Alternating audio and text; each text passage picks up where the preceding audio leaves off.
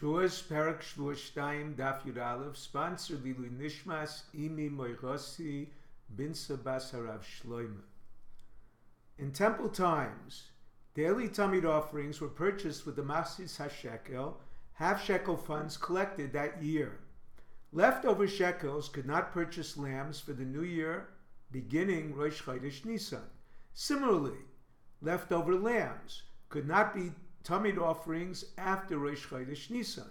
Despite this, the temple treasurer kept a surplus of 6 animals because they required examination 4 days before being offered.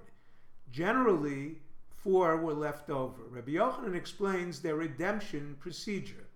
Generally, items invested with Kedushas HaGuf, physical sanctity, such as sacrificial animals, cannot be redeemed unless blemished, unlike items invested with monetary sanctity.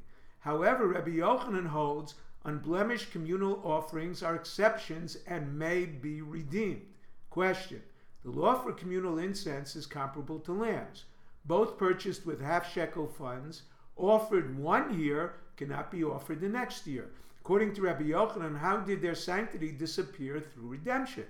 The answer: Rabbi answered a Mishnah in Shkalim explains the redemption procedure for excess incense. Their half shekels separated 3 times a year to pay for communal offerings were also used to pay those who prepared the incense. The coin's sanctity transferred onto their cost of labor. They in turn agreed to use their salaries to purchase the excess incense, deconsecrating it. It was then repurchased with new shekels. Despite the mortar, a kli shares, a serving vessel used in its preparation, investing it with physical sanctity, the consecrating is effective through redemption. Similarly, by the lambs. A challenge. Rav Chisda counters that a mortar used in the incense preparation is the property of the temple, but is not a service vessel, possessing only monetary sanctity. A refutation. Rabbah counters from a brisa that states a tvul yom, one who immersed from his contamination, can contaminate incense in a mortar. If it has only monetary sanctity, why does a tvul yom contaminate it? A Mishnah teaches a tvul yom contaminates a mincha offering only in a serving vessel. Although already consecrated, it acquires only monetary sanctity. Similarly, a mortar, if not a service vessel, only investing the incense with monetary sanctity, how can it be contaminated by a tvul yom?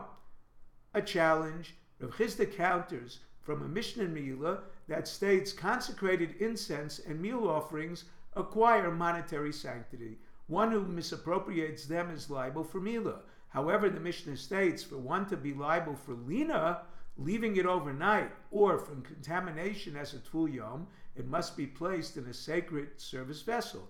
Apparently, a mortar does not suffice. The resolution. Rabbah answers, in fact, incense in a mortar does suffice. It acquires physical sanctity. Despite this, one does not violate leaving it overnight because unlike other offerings, it does not spoil. Regarding the question how communal unblemished lambs and incense are redeemed, Leiv Besdin Mastin Aleim, the court makes consecration conditional on its use. If used, it attains physical sanctity.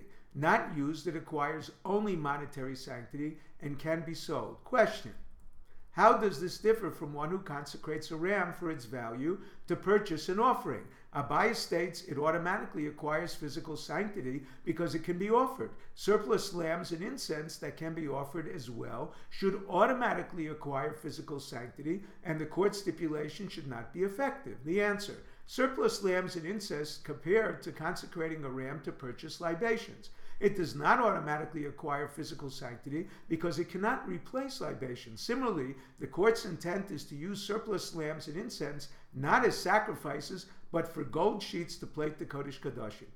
A Mishnah in Tamura brings a dispute what to do with lost replaced communal sin offerings, such as Yom Kippur bulls, he-goats, those brought for inadvertent communal idol worship. Rabbi Yehuda holds they must be left to die, whereas Reb Shimon holds they graze until they become blemished, redeemed, and the proceeds are used for voluntary communal sacrifices. A chatas tzibur is not left to die. Question: Why not apply Leiv Bezdin Masna Leiv? Their physical sanctity depends on their use. There is no reason for Rabbi Yehuda to hold, leave them to die. The answer: the courts did not stipulate for uncommon situations such as lost animals. A para aduma, although uncommon, can be exchanged even after its slaughter for a nicer one because it is kache bedek habayis that is invested only with monetary sanctity. Additionally, because it is kache bedek habayis, Reb Shimon holds if it died or was slaughtered, it can be redeemed without hamada and haracha, without a standing assessment of its value. However, the Gemara concludes the brisa cannot be Reb Shimon because a para aduma properly slaughtered cannot be redeemed, whereas Reb Shimon holds it can be redeemed until its blood service. Therefore, the Gemara concludes the court stipulates concerning a para aduma, even though uncommon, because it is very expensive. If it died, it can be redeemed for use of its hide. If you're enjoying Daf 5, please click on the link below, subscribe, and become a sponsor. Thank you.